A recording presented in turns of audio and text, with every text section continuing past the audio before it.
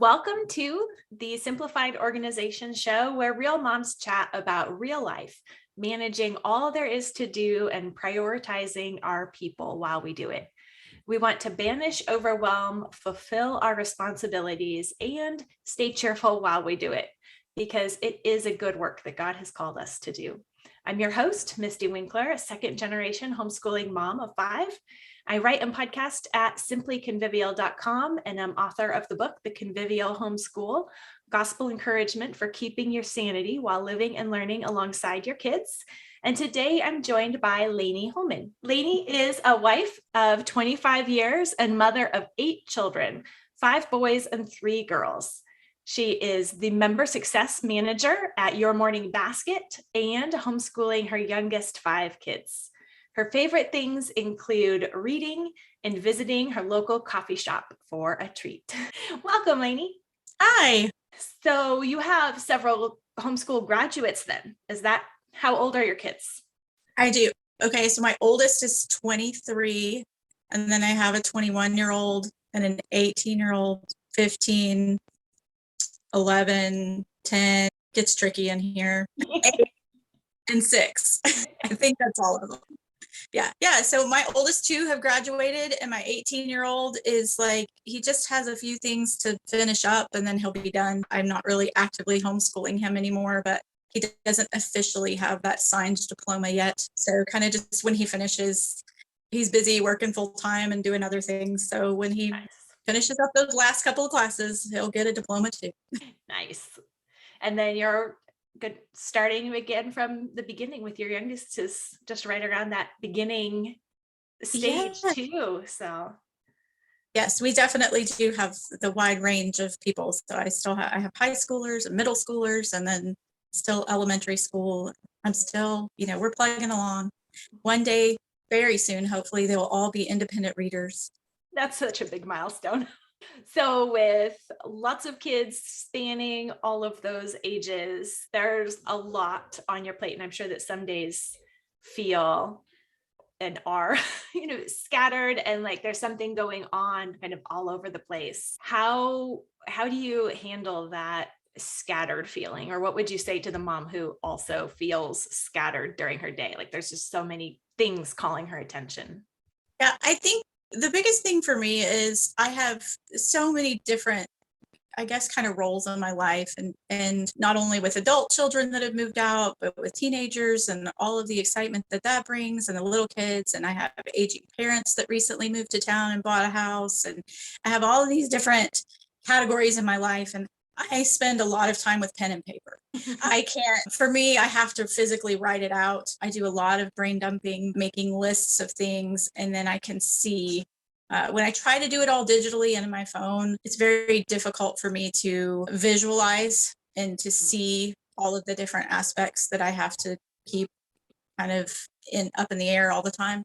And so I have to write everything out. I have a paper planner, and I spend a lot of time writing out those things. And a lot of them live in my phone, and that might be where they originate, my calendar, notes about things. But I find that when I transfer it from my phone into like my actual paper, I can process things a little better. That's just really the key thing for me, is every week I have to sit down and really look at, what do we have going on this week? Where do we have to be? What needs do we have?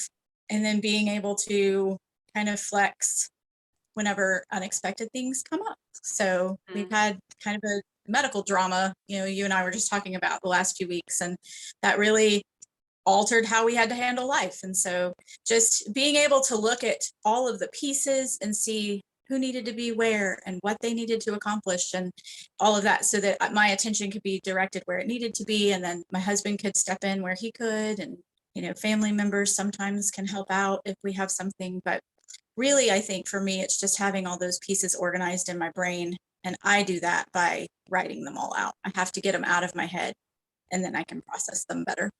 Yeah. So is that like a weekly review then, where you kind of think? Definitely. Yeah, I do that every evening. And it's funny because I think for a long time, I thought I needed to work on the habit of the evening examine, because my husband and I sit down on the weekends every week, usually on a Sunday evening, kind of right before we get back into our busy schedule.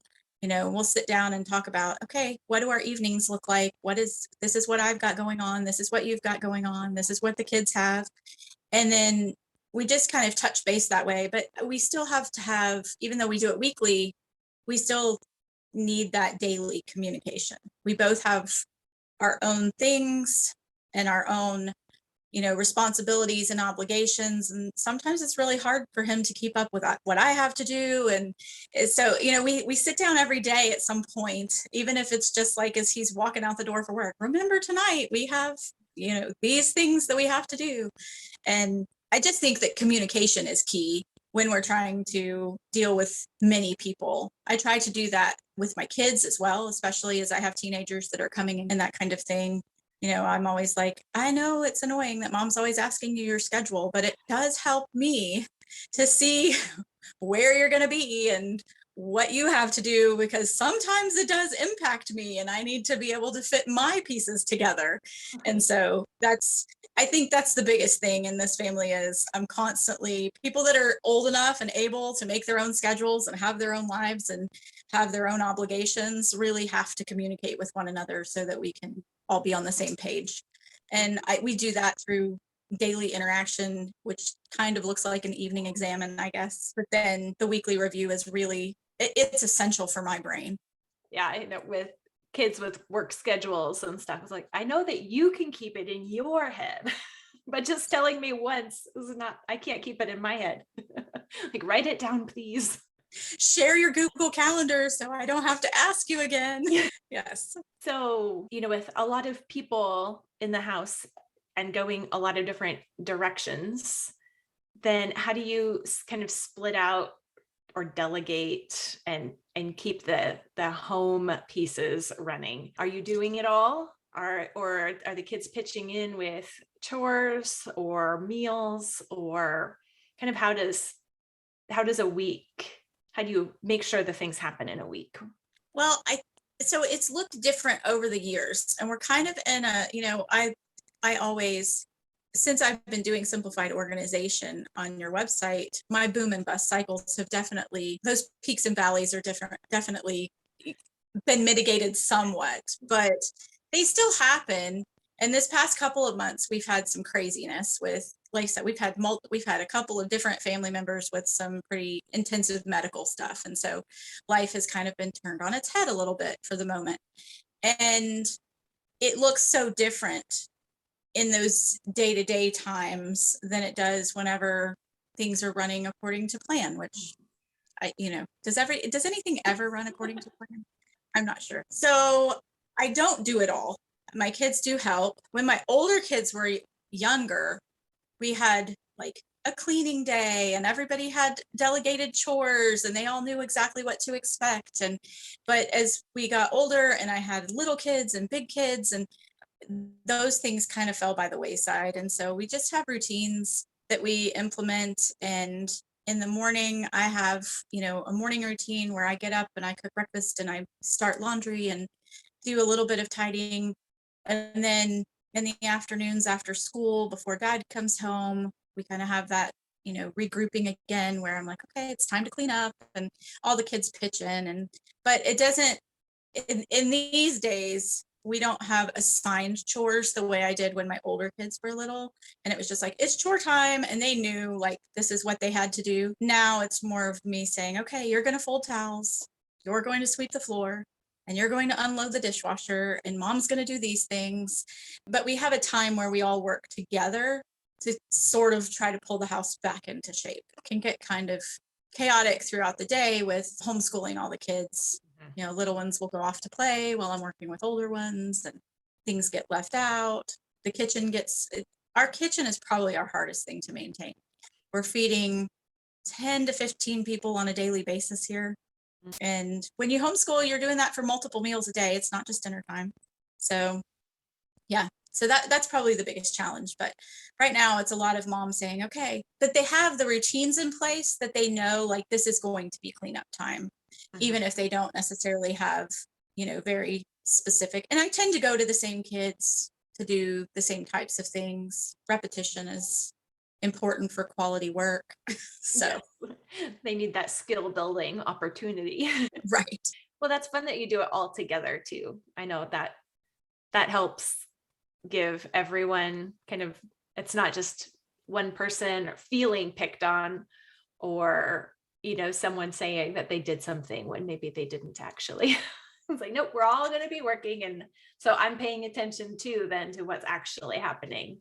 Things aren't being shoved under beds and such. Yeah. And we do, we focus in our afternoons, we focus on our main living area. So like all the, the kitchen, the dining room and the living room are all one fairly large open space in our home. So if I can get those under control every afternoon before our evenings start, and I feel a little less scattered and stressed, and it just makes things flow a little bit smoother. At this point, they're all old enough to kind of keep up with their own rooms and things like that. I don't have to be terribly involved with that. So the some children are better at it than others and care more than others, and they tend to share spaces with those that don't care as much, and that they will take responsibility for making sure that their younger, well, it's not always younger actually, but their other siblings are motivated to clean up their own messes because they don't want to do it. So It's character training and sanctification both ways. yes. Yes. You have to be gracious. You have to learn to forbear with one another, and you need to do your part. For sure. So with, lots of people in the house interacting all day long, and you know like you said, the plans don't always work out, and sometimes life happens and puts us in survival mode, and that's just the way it is, and we have to just kind of do what we can where we can. But it's hard during those times to keep a good attitude and to remember what's actually important. No matter how many kids we each have at home, we as mothers have a lot of responsibilities to juggle. And having that afternoon tidying up time, like Laney talked about, really is so helpful in just feeling like there's some kind of equilibrium as we keep our house functional for the life that we are being called to live. In our family, we call it EHAP. It stands for Everything Has a Place. And so the task is to put those things back in their places. I have a free guide that will walk you through a process to set up your own quick and simple EHAP time where the whole family works together for about 10 minutes to just get a level of order back in the house daily. You can find that free guide at simplyconvivial.com/EHAP, EHAP, or find the link in the description. And be sure to come back next time for part 2 of my conversation with Laney, where she talks about how to keep a proper perspective in the midst of a busy life, and how she keeps her mindset focused on what's truly important when there are also so many details to manage. You don't want to miss part 2 of this conversation because it is so encouraging. Now let's remember to repent, rejoice, repeat.